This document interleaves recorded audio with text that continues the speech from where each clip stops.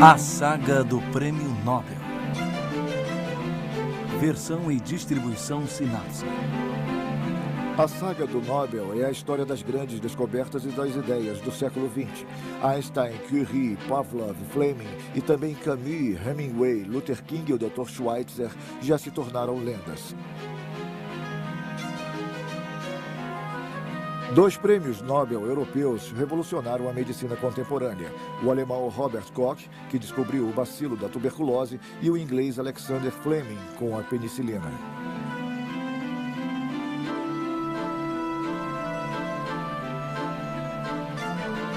Da vacina ao antibiótico.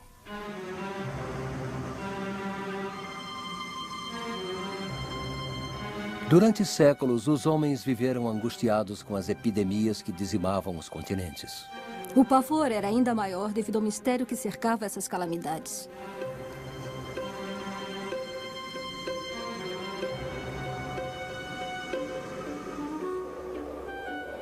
No início do século XVI, já começa a haver algumas suspeitas. Imaginam-se pequenos vermes alados e Paracelso fala em pequenos germes vivos, mas como provar?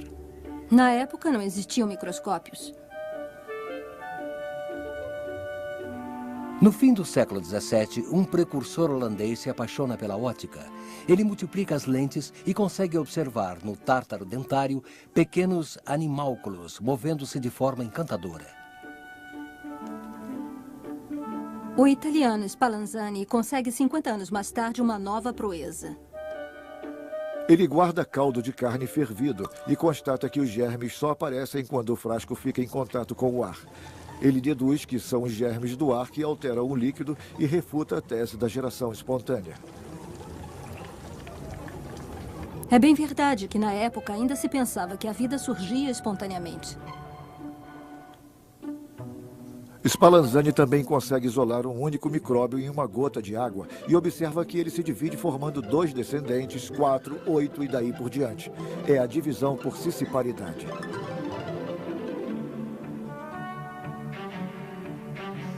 Mas estas descobertas vão ficar adormecidas até a invenção do microscópio quase um século depois.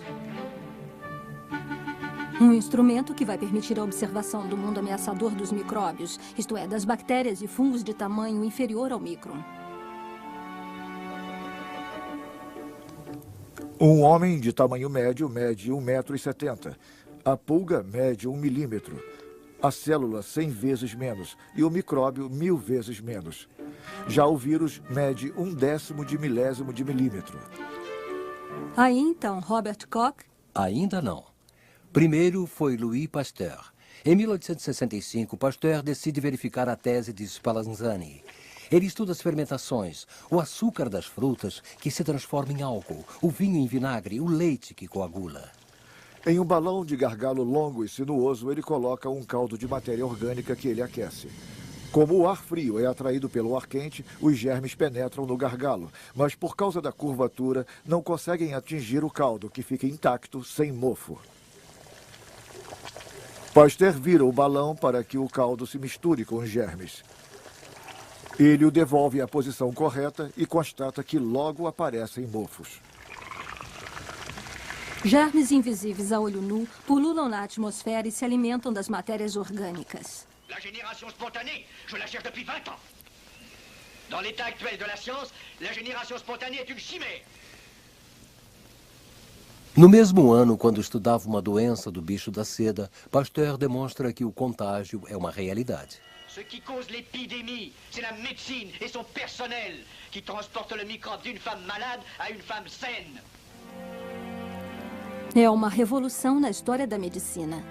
Antes de Pasteur, já se havia constatado que, quando os cirurgiões passavam diretamente do necrotério para a sala de parto, a taxa de mortalidade das mulheres em trabalho de parto era 4 vezes mais alta.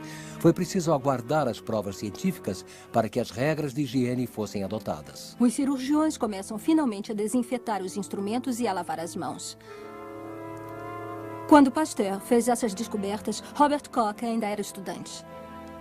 Aos 22 anos, Robert prossegue em seus estudos de medicina na Universidade de Göttingen. Seu pai é administrador de minas e sua mãe criou 11 filhos. O casal tem muitas despesas. Apesar das dificuldades financeiras, Robert Koch é um estudante brilhante. Naturalista apaixonado, ele passa suas horas de lazer observando as algas das valas e das turfeiras. Ele gostaria de se dedicar à pesquisa, mas sua situação financeira não permite. Ao terminar seus estudos, ele se casa com uma jovem que não era rica nem bem relacionada, Amy Fratz.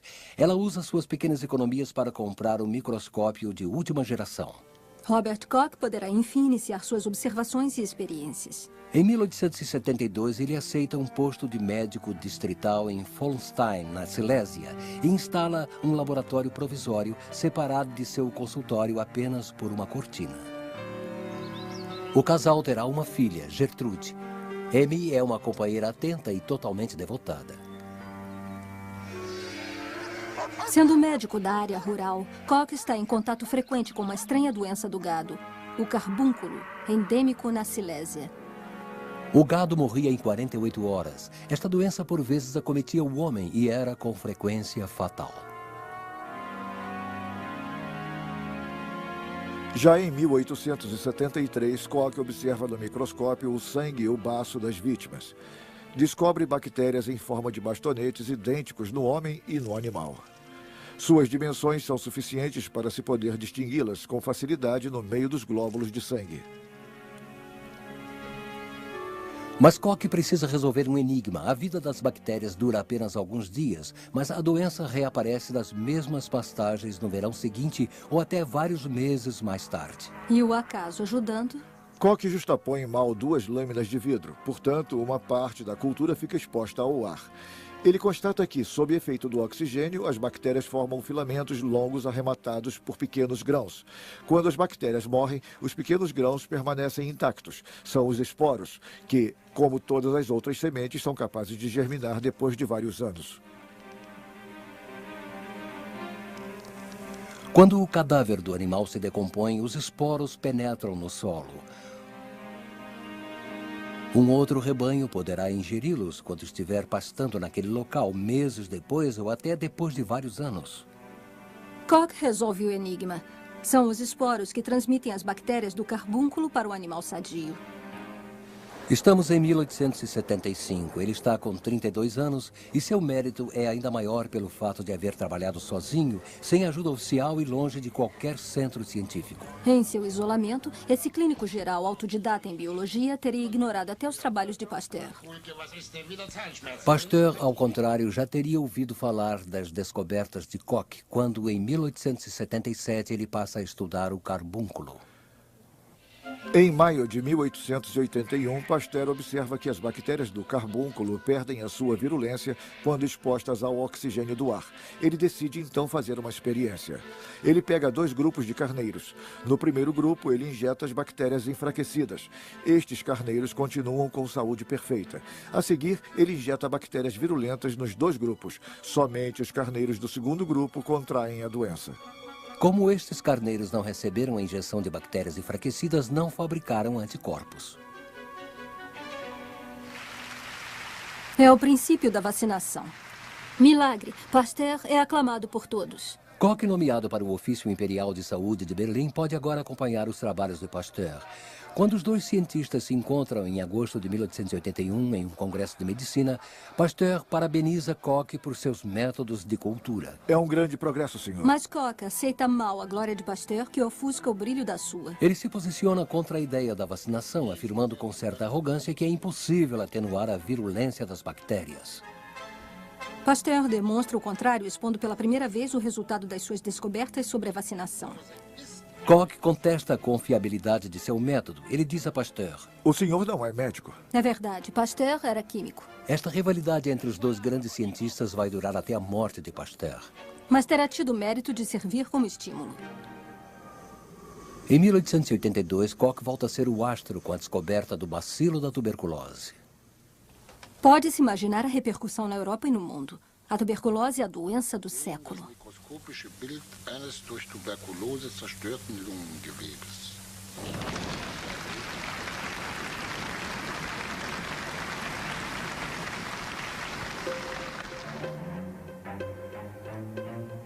Desde a antiguidade, a cólera estava restrita às fronteiras da Índia, mas no início do século XIX, em virtude dos intercâmbios comerciais e das guerras coloniais, várias epidemias devastaram a Europa. Em 1831, os pogroms estouraram na Polônia. Acusavam-se os judeus de serem responsáveis pelas epidemias. Na França, em 1854, foram recenseadas 150 mil mortes devido à cólera. Em 1883, Koch decide ir ao Egito, onde ocorre uma epidemia. Ele estuda os intestinos dos cadáveres e constata a presença de um misterioso vibrião. Mas será realmente a causa da cólera? É a epidemia de 1884 em Calcutá que irá confirmar. Koch parte imediatamente para a Índia e constata a presença do mesmo vibrião. Quando inoculado nas cobaias, ele transmite a doença.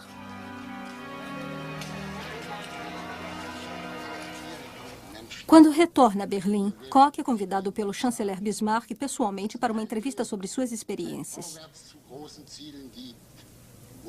Somente após a terrível epidemia de Hamburgo, em 1892, é que se descobrirá que a doença é transmitida pelos excrementos e pela água contaminada. Somente serão adotadas medidas preventivas. Em 1885, é a vez de Pasteur voltar a ser notícia com a vacina contra a raiva. Esta vacina era eficaz para os animais, mas nunca havia sido injetada no homem, até que no dia 6 de julho trouxeram a Pasteur uma criança de 9 anos que havia sido mordida por um cão raivoso. Como a morte dessa criança parecia inevitável, decidi, com uma cruel inquietação, tentar o método que havia dado resultado com os cães. A criança se salva, é um triunfo. Chegam doentes do mundo inteiro. Pasteur, no entanto, não receberá o Nobel. Ele morre 6 anos antes da criação do prêmio, em 1895.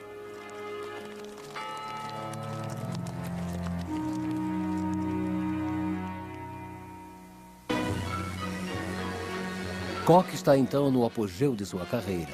Aos 53 anos, ele se casa novamente com uma jovem de 20 anos e parte para os trópicos em viagem de núpcias. Esta jovem artista aceitava melhor os hábitos extravagantes do cientista do que a sua primeira esposa, cansada de se dedicar. Durante 8 anos, ele percorre a África, estudando as doenças tropicais como a doença do sono, a peste bovina e o impaludismo.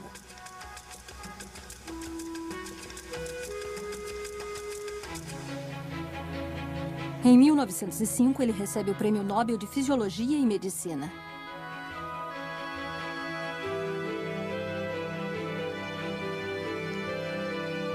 No mesmo ano, na Alemanha, ele é nomeado diretor do novo Instituto de Doenças Infecciosas, futuro Instituto Robert Koch.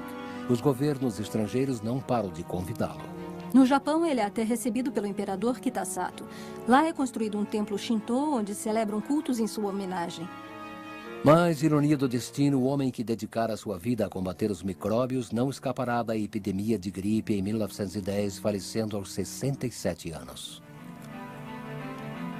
Pasteur e Koch legaram ao mundo inteiro uma herança preciosa. Graças a estes dois pesquisadores europeus, sabe-se como diagnosticar e prevenir as doenças infecciosas. Mais tarde, a descoberta dos antibióticos pelo britânico Alexander Fleming vai permitir também a sua cura. Ele vai receber o Prêmio Nobel em 1945 pela descoberta da penicilina.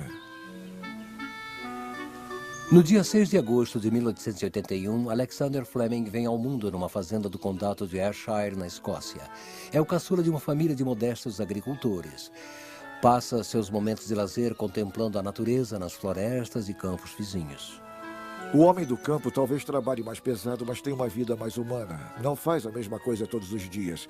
E, sobretudo, aprende inconscientemente 1000 coisas que o homem da cidade irá ignorar por toda a sua vida. Mas como esse jovem camponês da Escócia vai se tornar pesquisador? Aos 14 anos, Alexander é convidado por seus irmãos a se juntar a eles em Londres, onde trabalham como médicos. Lá, Alexander termina seu curso secundário e passa a trabalhar como contínuo numa companhia de navegação.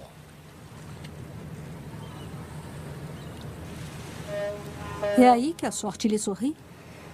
Ele está com 20 anos quando uma herança lhe abre as portas da universidade. Incentivado por seus irmãos, resolve fazer medicina. Decide-se pela faculdade do Hospital St. Mary's, depois de ter jogado uma partida de waterpolo contra a equipe da escola, cujo espírito esportivo muito apreciou. O acaso faz as coisas certas, pois ele encontra ali um eminente professor, Sir Almroth Wright, de quem se torna discípulo. Estudante brilhante, ele abocanha todos os prêmios que a faculdade concede. Em 1906, após alguns anos de prática no hospital, ele é nomeado doutor em medicina. Está com 25 anos. Ele vai trabalhar no laboratório de seu professor e mestre, Almroth Wright, pelo qual tem profunda admiração. Wright se define como um vacinador. Quando o corpo é atacado por uma doença e consegue vencê-la, ele guarda na memória seu método de combate e saberá como resistir a um novo ataque da mesma doença. É o corpo do doente, prioritariamente, que irá desenvolver suas próprias defesas imunitárias. Aqui se reconhece o legado de Pasteur. Após o seu Nobel, Alexander Fleming, homem tímido e de extrema modéstia, confessa: Eu não sou nada sem Pasteur. Quando explode a guerra em 1914, Wright e Fleming, ambos oficiais do exército britânico, são nomeados para Boulogne-sur-Mer.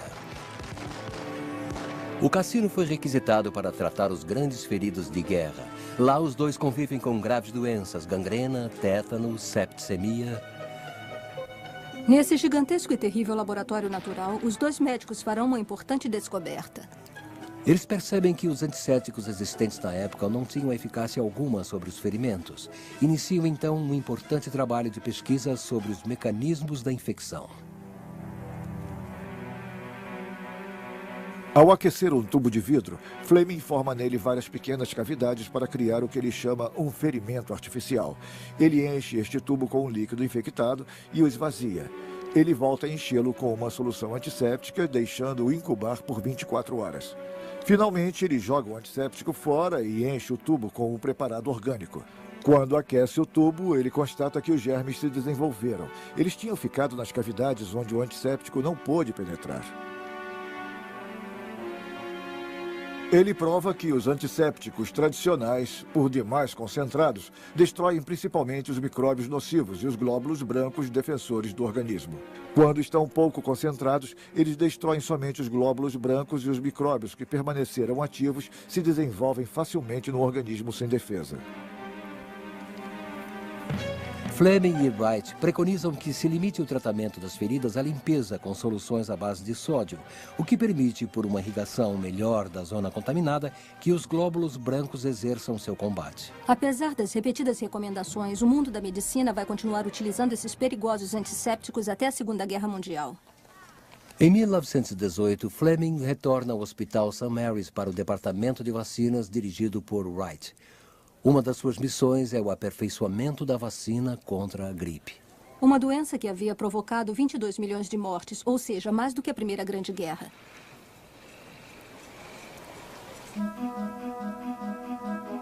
Em vez de manter seu laboratório meticulosamente limpo, Fleming conservava deliberadamente suas culturas por 2 ou 3 semanas antes de eliminá-las, achando que um acaso poderia ocorrer. O espírito não preparado não enxerga a mão que lhe estende a sorte. O acaso já havia ajudado o trabalho obstinado de Robert Koch. Fleming irá viver a mesma experiência. Em julho de 1928, Fleming espalha estafilococos dourados, uma bactéria bastante virulenta, em várias caixas de cultura orgânica, mas se esquece de passar previamente as placas de cultura pela incubadora para destruir os germes do ar. Ele parte em férias por 1 mês. Ao voltar, observa que uma das placas está coberta de mofo verde escuro. Para sua grande surpresa, Fleming constata que, ao redor desses mofos, os estafilococos dourados foram todos destruídos. Fleming mostra a placa suspeita aos seus colegas, que não ficam nem um pouco intrigados. Ele se obstina, persiste e se questiona.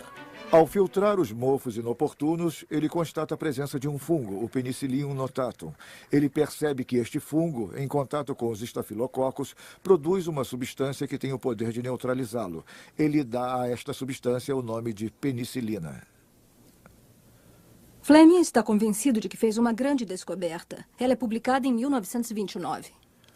Um certo tipo de penicillium produz uma substância antibacteriana poderosa. Ela pode ser um antisséptico eficaz contra os micróbios sensíveis ao penicillium.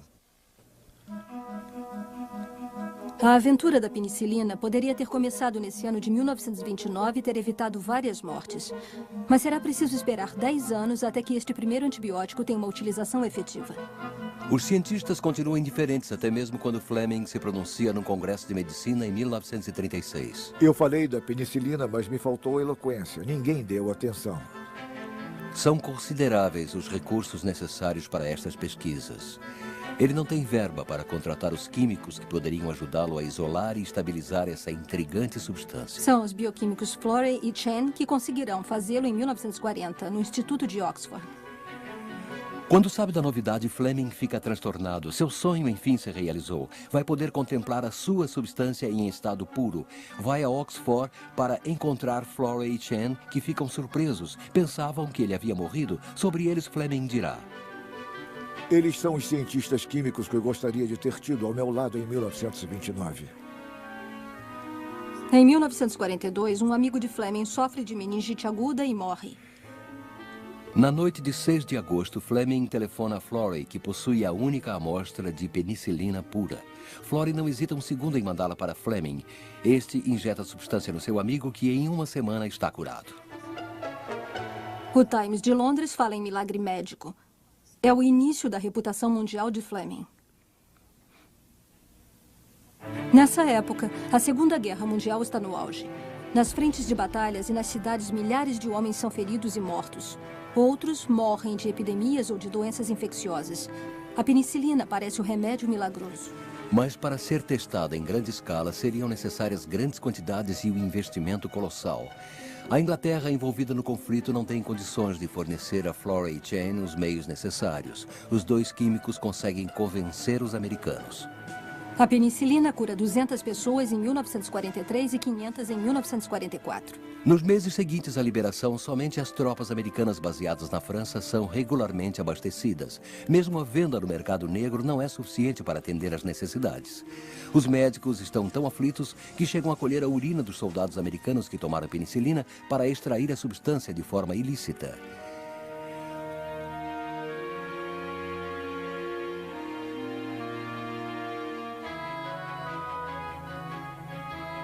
Quando Florey, Chen e Fleming recebem o Prêmio Nobel de Fisiologia e Medicina em 1945, a penicilina é considerada o maior medicamento de todos os tempos.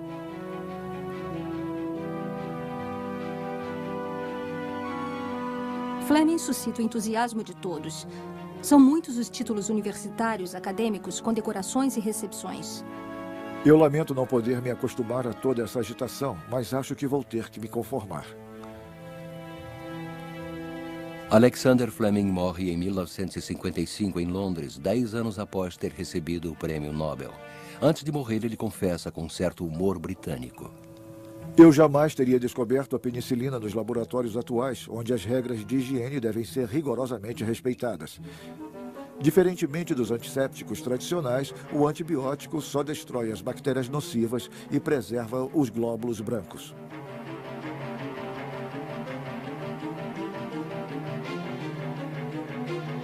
A penicilina foi o primeiro antibiótico. Depois dela, nasce a streptomicina, a tetraciclina, o cloranfenicol e muitos outros.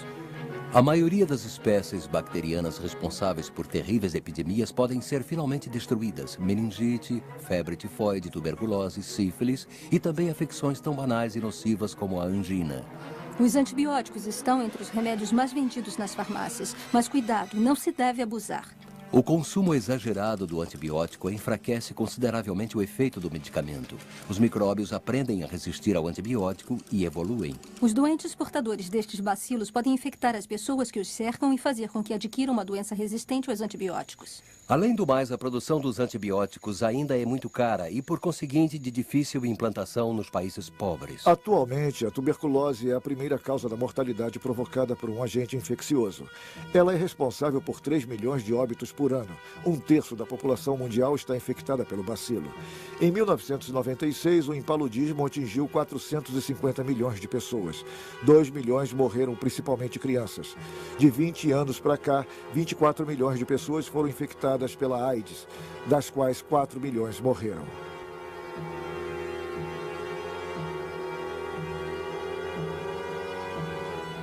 O planeta se transformou numa grande aldeia onde as mudanças rápidas e frequentes facilitam a transmissão das doenças infecciosas. É imprescindível tomar providências urgentes. A biologia e a medicina moderna nasceram na Europa. Pasteur era francês, Koch alemão e Fleming britânico. As vacinas e os antibióticos prolongam consideravelmente a duração da vida, mas continuam sendo um privilégio dos países ricos. Esperamos que, com os esforços da União Europeia e dos organismos humanitários, esses tratamentos se tornem acessíveis a todos. Dublado nos estúdios da Áudio News.